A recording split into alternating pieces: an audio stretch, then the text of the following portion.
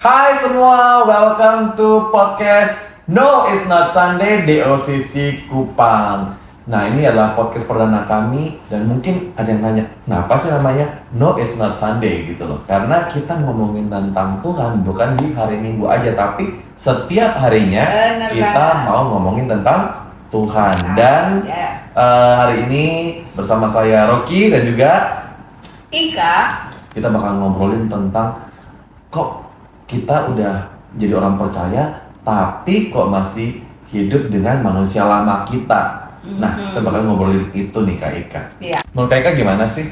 Ya itu memang masalah umum ya, sering kali terjadi. Itu bisa dialami oleh semua orang. Itu bisa dialami oleh semua orang, bisa dialami oleh saya, bahkan semua teman-teman yang menyaksikan podcast ini.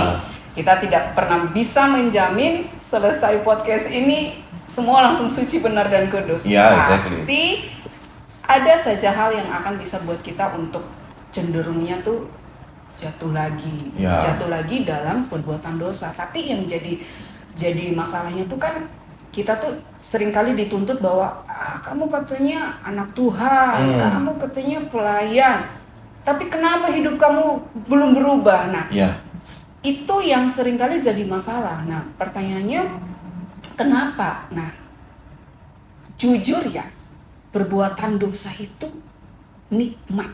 Ya, itu sering ya, manusiawi pasti ngerasa enak lah ya. Namanya perbuatan dosa itu menyenangkan daging kita, menyenangkan daging kita yang jatuh dalam dosa. Iya benar. Ya, kan? Semakin enak makin jatuh gitu kan. Jadi bikin nagih gitu. Makan kali ya. Bikin nagih seperti itu ya. Nah, jadi kenapa sering kali cenderung jatuh? Ya karena perbuatan dosa itu enak. Ya. Nyenengin daging, memuaskan keinginan daging. Kalau bisa tiap hari gitu ya. Kalau bisa tiap hari seperti itu. Dan yang kedua, kenapa juga cenderung kita jatuh masih bergumul dengan perbuatan dosa, jatuh dan jatuh lagi? Itu bisa jadi juga karena tekanan. Tekanan. Ketika kita ada dalam satu keadaan di mana kita tertekan, kadang nih pikiran kita jadi, orang bilang pikirannya tuh jadi kalut, kemana-mana gitu ya. Kemana-mana, jadi akhirnya ini aja jalan pintasnya seperti itu.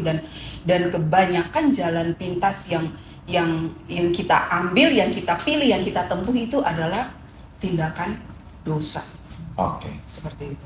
Jadi ya kecenderungan yang membuat kita jatuh seperti itu. Tapi sebenarnya kalau pemicu utamanya tuh apa sih Kak Ika? Kalau pemicu utamanya sih, kenapa sama kayak tadi ya, kenapa perbuatan daging itu atau perbuatan dosa itu menyenangkan daging kita? Pemicu utamanya itu karena ada yang kosong dalam jiwa kita. Jadi kekosongan itu kita berusaha untuk mengisinya dengan buat ini, buat itu yang menyenangkan daging kita. Dan ketika kita melakukan itu, perbuatan dosa itu, seketika kita merasa puas, seketika kita merasa sempurna, seketika kita merasa utuh. Tapi sebenarnya akan balik lagi karena sebenarnya kekosongan yang ada di dalam kita, jiwa kita tidak bisa diisi dengan kita melakukan yang namanya perbuatan dosa. Karena habis berbuat nyesel balik lagi. Ya. Jadi kekosongan itu bisa diisi dengan yang lain, tetapi bukan dengan perbuatan dosa. Ya. Nah, kemudian yang kedua, apa lagi yang menjadi penyebab utama dari kita gagal lagi? Setiap hari gagal malah ya? Setiap hari gagal. Bukan cuma tentang perbuatan loh, tapi pikiran. Betul. Iya kan? Perbuatan, pikiran, perkataan kita seringkali gagal. Dan faktor yang paling menentukan itu adalah ketika kita tidak tahu siapa identitas kita sebenarnya. Itu bingung ya? Bingung. Makanya kita berusaha untuk mengisi kekosongan kita dengan lari kepada berbuat ini, berbuat itu yang menyenangkan daging kita. Kita lari kepada obat-obat terlarang, pergaulan bebas, Bahkan mungkin yang lagi tren tuh pakai barang-barang branded itu kita merasa puas gitu loh. Kayak ada pengakuannya gitu ya. Ya. Jadi kita butuh satu pengakuan dari luar sana yang seperti untuk mengisi kekosongan kita, untuk menunjukkan identitas kita. Padahal sebenarnya itu tuh tidak akan bertahan lama sih. Karena itu kan semua kembali lagi kalau kita bilang pengakuan atau mungkin yang tadi kayak bilang perbuatan dosa itu sekalinya memuaskan hanya sementara dan pada akhirnya akan kembali merasa kosong lagi di situ ya. Iya, karena kenikmatan dosa itu tuh jangka pendek. Tapi nyeselnya itu bisa bertahun-tahun. Yes, betul. Lu bikin dosa 5 menit, tapi konsekuensi yang akan lu tanggung itu bisa 5 tahun, bisa 5 bulan. Iya. Iya, seperti itu. Jadi jangan kita terjebak dalam kenikmatan jangka pendek. Iya. Dan kemudian kita membuang waktu hanya untuk menjalani konsekuensi. Betul. Apalagi buat orang-orang muda, kita seringkali punya banyak pilihan dalam hidup kita. Kita seringkali ditawarkan untuk kenikmatan dunia yang sesaat, tapi coba kita lihat lagi kembali kepada penyebab utama kenapa sih kita mau melakukan itu? Kenapa? Apakah harus saya melakukan seperti yang teman-teman saya lakukan? Apakah saya harus mengambil keputusan seperti yang mereka lakukan? Tapi kalau kita tahu identitas kita yang sebenarnya, kita tahu bagaimana kita harus bertindak. Jadi intinya gimana kita bisa mengenal diri kita juga dan kita tahu nih kepada siapa harusnya kita tuh melihat dan memberikan harapan kita gitu juga kan. Jadi ketika kita merasa kosong, kita tahu siapa yang harusnya kita isi hati kita gitu kan. Dan yang pribadi yang paling tepat untuk mengisi kekosongan kita itu cuma Tuhan. Yes, betul. Pacar kita yang setiap jam ngirimin kita mawar, setangkai mawar merah. Berduri lagi gitu kan. Itu tidak akan bisa mengisi kekosongan kita. Ya, benar. Teman-teman kita, circle kita yang kita banggain. Bahkan pelayanan kita. Yes. Bahkan pelayanan kita. Yang kelihatannya melayani banget ya, holy banget ya. Itu tidak akan bisa mengisi kekosongan kita. Yes. Cuman pribadi Tuhan yang bisa mengisi kekosongan kita. Nah, jadi sekalipun kita adalah orang, istilahnya orang lahir baru. Kita tidak lagi hidup sebagai manusia lama kita, tetapi kita hidup dari kehidupannya Kristus. Tapi karena kita ini masih punya tubuh warisan Adam yang jatuh dalam dosa, maka kecenderungan untuk berbuat dosa itu masih bisa untuk kita lakukan. Ada efeknya berarti masih bisa, iya. Tapi ketika kita mengisi kekosongan kita itu dengan kita menerima Tuhan dalam hidup kita, menerima kasih Tuhan dalam hidup kita, kita tahu bagaimana kita harus menyikapi dan menghidupi hidup ini dengan benar. Wow. Ya, satu kesaksian ya. Ada seseorang, dia sudah melayani Tuhan. Ya. Dia sangat radikal. Bagi saya dia sangat radikal. Dia penginjilan, masuk ke daerah-daerah pedalaman dan doa pertama dia waktu dia mau masuk pada panggilan itu, dia bilang gini sama Tuhan. Dia bilang, Tuhan, saya akan mengikuti panggilanmu, saya akan kemana saja yang Tuhan mau. Seradikal itu ya. Tapi tolong jaga saya, karena pada saat itu tingkat kejahatan itu sangat tinggi. Ada pendeta-pendeta atau hamba-hamba Tuhan yang melayani terus kemudian diapa-apain gitu kan. Nah, jadi dia minta sama Tuhan untuk Tuhan jaga dia gitu. Jadi selama perjalanan dia untuk melakukan misi itu, Tuhan tepatin loh janjinya, jagain dia. Tapi ada satu saat di mana dia ketemu dengan seseorang dan minta maaf, orang ini adalah seorang hamba Tuhan. Kemudian seorang hamba Tuhan ini memperlakukan dia dengan tidak baik seperti itu, sangat disayangkan. ya tidak baik, dan kemudian si anak ini dia merasa kecewa karena yang dia berharap bahwa namanya hamba Tuhan pasti bisa memperlakukan dengan baik lah ya, bisa menerima, bisa mendukung, bisa mendorong, bisa memberikan solusi yang baik. Justru ini sebaliknya. Justru sebaliknya. Seperti itulah, seperti mengalami penindasan, seperti itu, ketidakadilan. Notabene anak Tuhan ya. Ya, anak Tuhan, pelayan, punya ribuan jemaat lagi. Ribuan, dan banyak banget. Ya, ada cabangnya dan dan punya pengerja-pengerja yang saya mau bilang juga cukup radikal. Yeah. Ya, jadi atas perlakuan yang anak ini terima, dia kecewa dan kemudian dia bilang, sudah, saya tidak percaya lagi dengan semua pelayanan, dengan semua hamba Tuhan toh. Dan pada akhirnya dia juga kecewa sama Tuhan. Yeah. Dia juga kecewa sama Tuhan, dan kemudian salahnya, ya namanya kita manusia diberikan free will ya sama Tuhan. Iya, yeah, benar.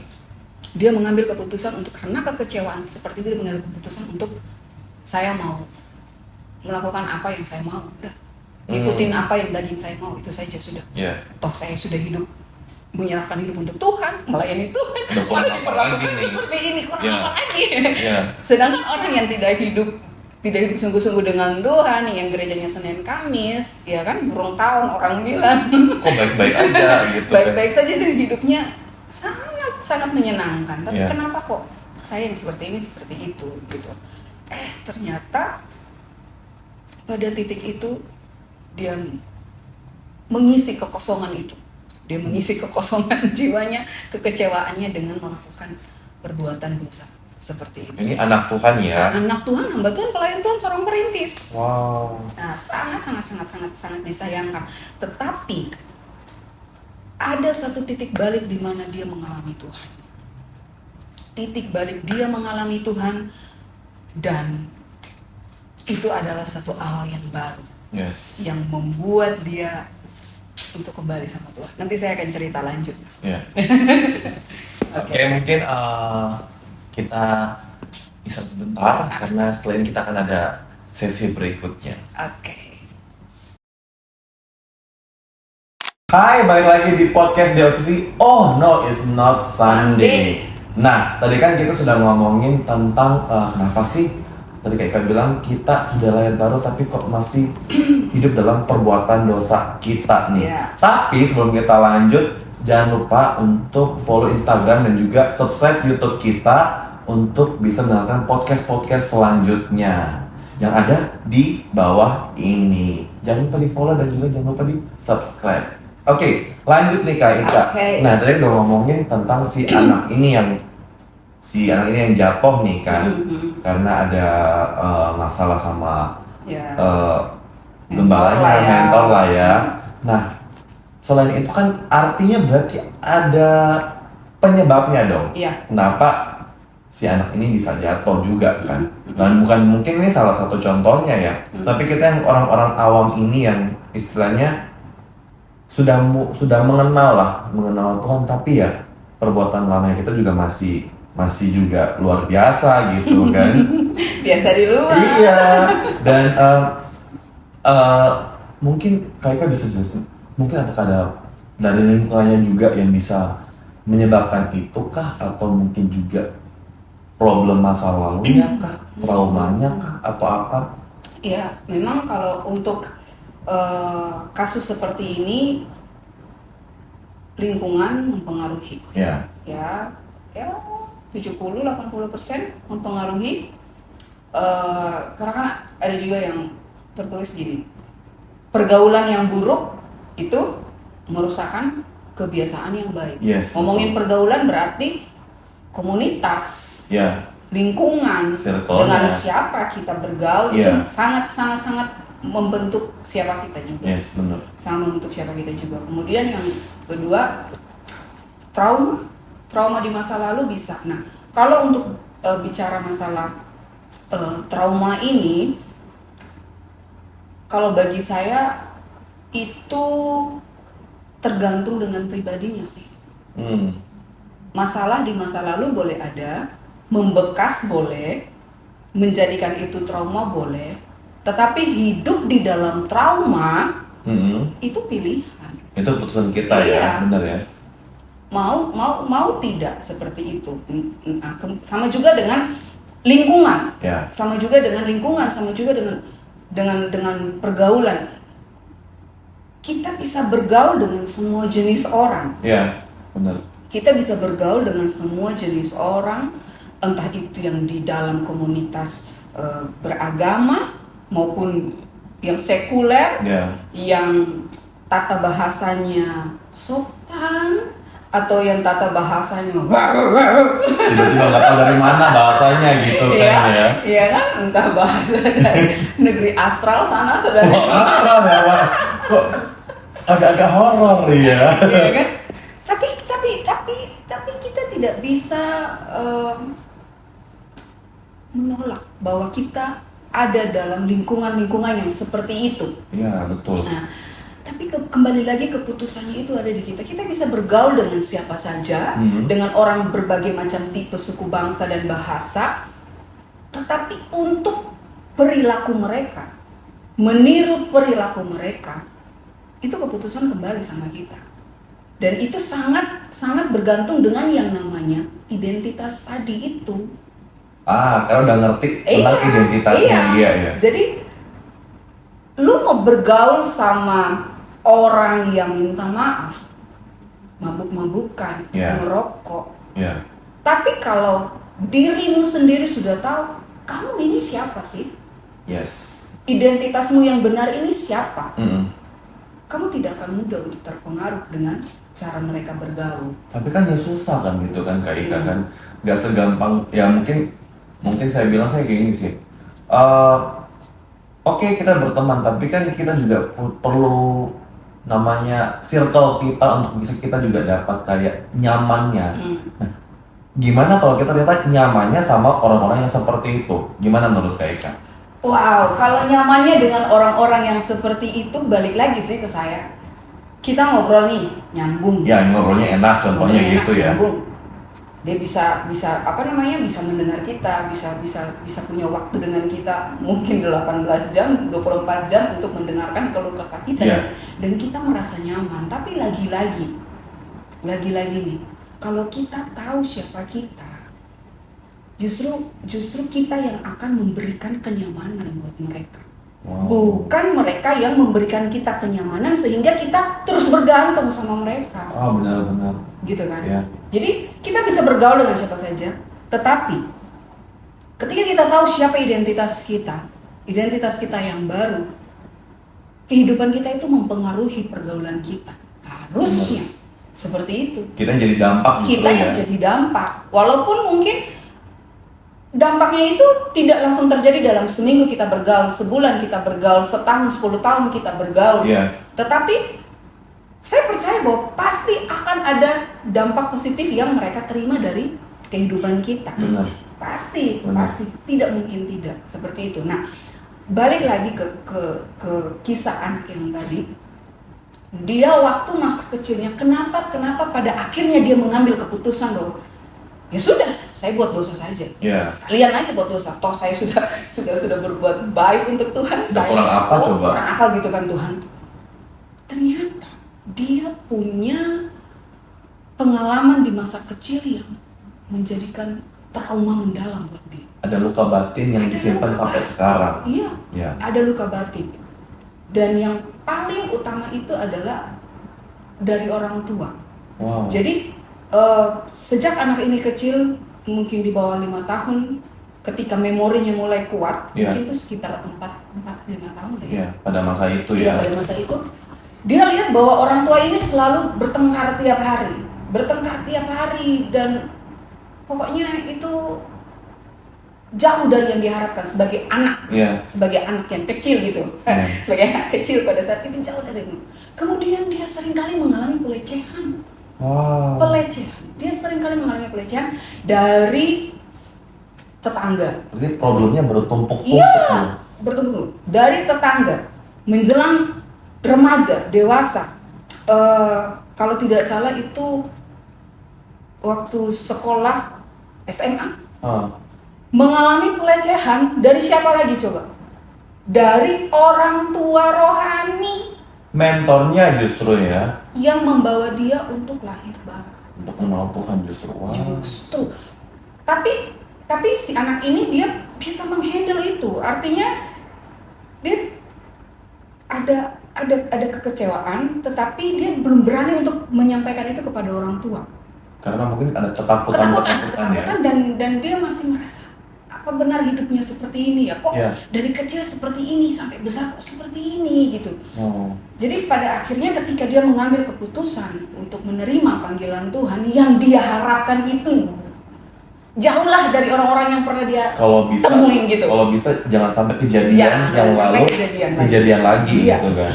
Tapi ternyata yang dia temukan, lebih gila. Double berarti. Double.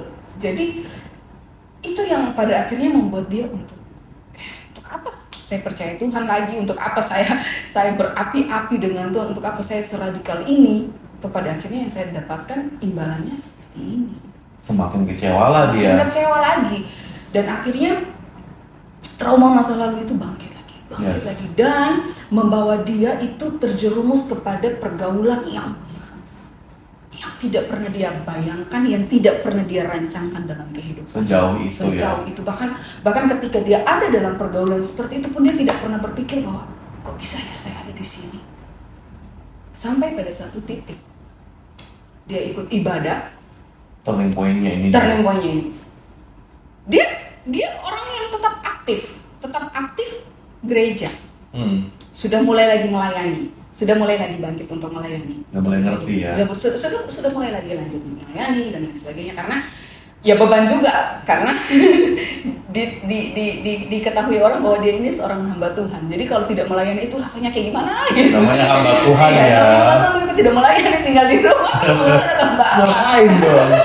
Jadi itu berawal dari sebuah beban yang akhirnya dia oke lah, saya maju untuk melayani lagi, saya berani, tapi dengan luka yang masih menganga, dengan trauma yang masih berat, ya kan. Tapi di satu sisi dia tuh terus mendengarkan berita kabar baik. Yes. Berita kabar baik yang disampaikan di gerejanya, dan ketika dia mendengarkan satu statement seperti ini, bahwa Yesus, Tuhan itu dia turun satu level di bawahmu. Kalau kamu bilang ini titik terendahmu, dia turun satu level di bawah. Yesus tuh turun satu level di bawah bukan untuk nunjukin itu loh kesalahanmu, kamu begini karena kamu begini, kamu kena ini karena kamu seperti ini, kamu ini, bukan. Tetapi untuk apa? Untuk mengangkat kamu, dorong kamu naik ke atas sampai kepada titik yang dia sudah tentukan. Secintanya itu Tuhan sama kita dan anak itu gitu ya. Dan itu mengubah dia. Itu perkataan itu, kebenaran itu mengubah dia, dan dari situ dia mulai melihat bahwa ternyata ini bukan saya yang sebenarnya. Saya yang sebenarnya ini, saya ini dicintai. Oke, manusia bisa melakukan pelecehan. Oke, manusia bisa buat saya tidak ada artinya. Manusia bisa buat ketidakadilan atas hidup saya. Tapi saya dicintai oleh Tuhan.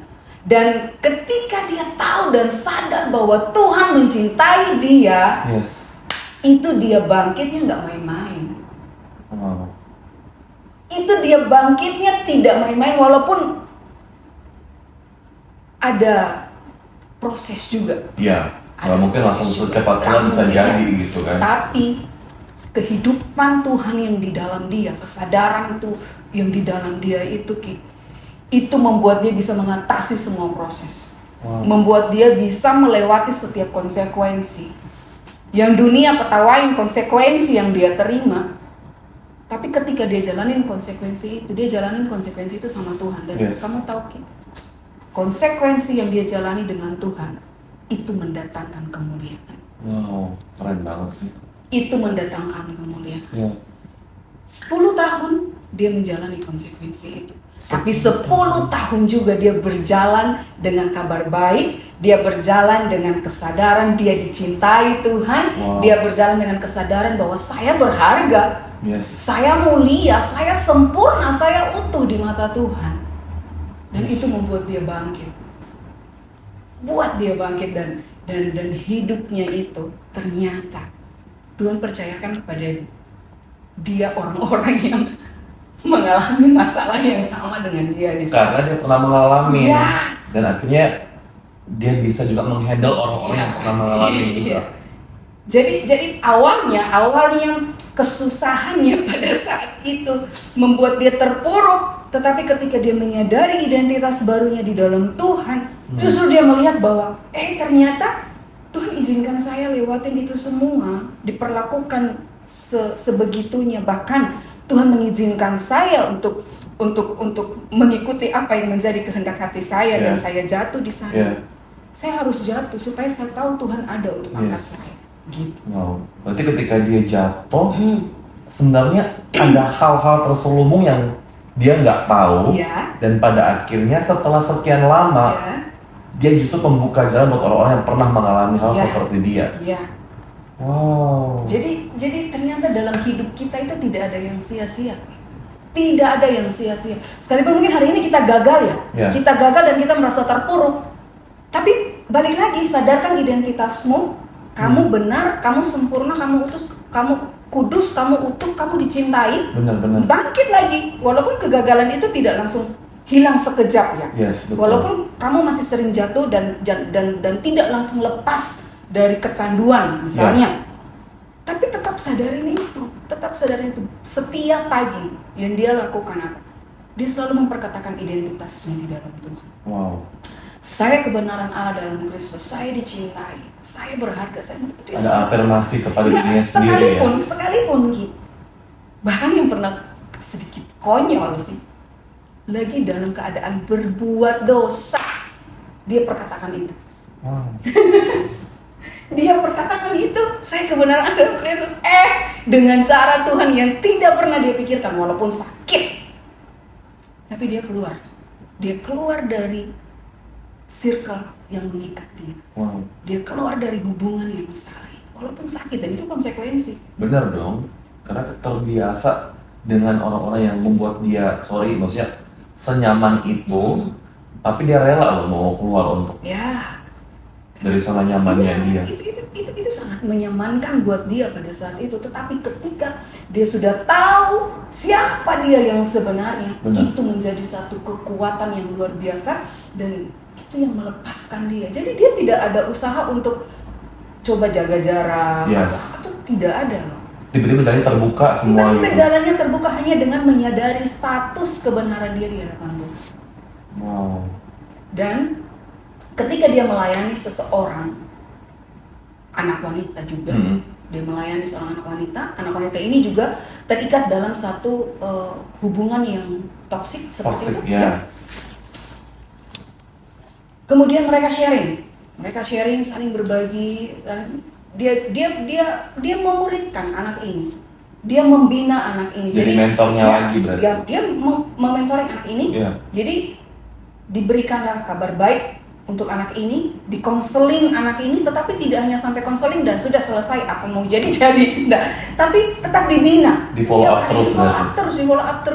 terus, dan pada akhirnya anak ini pun menyadari status dia, dan dia bisa mengambil keputusan untuk meninggalkan hubungan itu, dan hari ini anak itu sudah berbahagia, berkali-kali lipat daripada hubungannya yang lama. Ada buahnya. Gitu.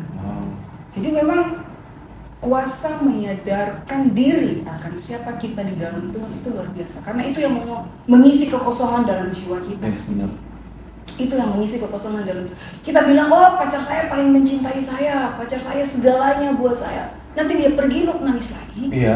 Iya. Benar. Tapi kalau lu sama Tuhan, sekalipun pacar lu meninggalkan lu akan angkat tangan dan terima kasih Tuhan, Engkau telah melepaskanku dari orang yang salah, dari masa depan yang salah, dari masa depan yang gagal.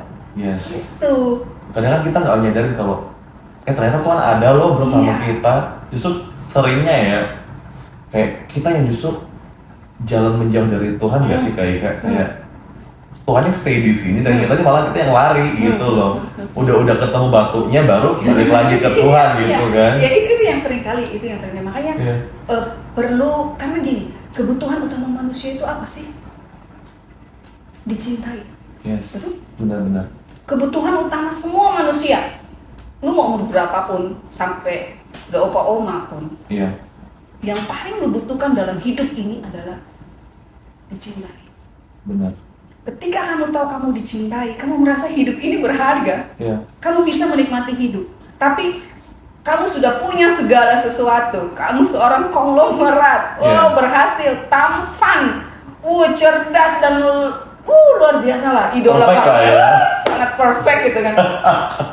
Oke. Tapi kalau tidak ada yang mencintai kamu, kasihan gitu kan. Aduh. Hidupmu tidak ada Ngapain, ngapain gitu gitu.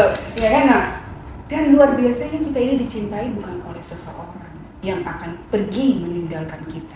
Yes. Tapi kita dicintai oleh Tuhan yang selalu ada buat kita. Selamanya. Selamanya. Bahkan kasih Tuhan itu ada buat kita waktu kita masih berdosa. Oh. Jadi Tuhan itu mengasihi kita waktu kita masih berdosa. Jadi Tuhan itu tidak mengasihi kita hanya ketika kita nih lagi berbuat benar. Hanya ketika kita nih lagi mengasihi Tuhan, Tuhan mengasihi kita. Tidak. Tapi bahkan ketika kita lagi berbuat dosa, kita masih belum butuh Tuhan lah. Masih pengen hidup Menikmati jatuh sendiri ini. ya. Iya. Itu Tuhan sudah mengasihi kita. Oh. Dan kasih cinta Tuhan itu pasti akan menemukan jalan untuk menemukan kita. Kasih pasti menemukan jalan untuk menemukan yang dia cinta. Iya. Dan itu yang Tuhan buat kita. Itu yang Tuhan. Jadi kekosongan kita, identitas kita itu hanya tentang kasih Tuhan buat hidup kita. Dan itu kuasa, walaupun kedengarannya sederhana ya. Yeah. Kasih sederhana. Tapi itu kekuatan yang tidak akan pernah terkalahkan untuk segala zaman. Iya. Gak kemakan waktu. Tidak akan kemakan Gak kemakan usia. Iya. Apapun itu. Iya. Saya berharap saya bisa ketemu orangnya sih. Dan belajar banyak dari dia. Serius. Iya. Ya. Seperti itu. Mungkin kesimpulannya kita harus tahu bahwa kita tuh siapa sih dalam Tuhan. Kita nih anak loh yang dicintai Ya. Tuhan. Kita nih. Dan gini Ki, untuk menjadi anak Tuhan itu keputusan Tuhan untuk menjadikan kita anak. Yes. Betul? Benar-benar. Tapi untuk hidup sebagai anak Tuhan itu keputusan kita. Oke. Ya? Benar banget. Iya kan? Iya. Menjadi anak Tuhan itu keputusan Tuhan. Yes, benar. Tapi hidup, Dalam berperilaku, berkata-kata, berpikir sebagai anak Tuhan, seperti anak Tuhan. Itu keputusan kita. Wow, keren banget. Benar. Itu keputusan kita. Jadi kita tidak hanya stop sampai di saya anak Tuhan. Iya. Tapi saya juga harus berperilaku seperti anak Tuhan. Itu keputusan ada di kita. Dan kita tidak bisa menjalani keputusan itu tanpa pertolongan daripada Roh Kudus, Iya. daripada kesadaran akan cinta Tuhan dalam hidup kita. Gitu. Hebat banget. Ya, mungkin teman-teman yang lagi nonton sekarang, saya juga berharap mungkin sekarang lagi ada traumanya atau mungkin sedang hidup dalam dosa gitu loh. Yuk sadari bahwa Tuhan tuh sayang sama kita gitu loh. Tuhan tuh betul-betul gak terbatas cintanya sama kita. Iya. So, yuk kita bangkit sama-sama, kita sama-sama sadari identitas kita dalam Tuhan, benar ya kayak ya. Jadi kita tahu bahwa ini loh saya anak yang dikasih. Iya. Saya anak Tuhan yang siap untuk menjadi berkat juga buat orang lain gitu. Seburuk-buruknya kita mungkin seperti kayak kita cerita hancur mungkin itu ke si anak itu, tapi lihat dia jadi berkat pada akhirnya.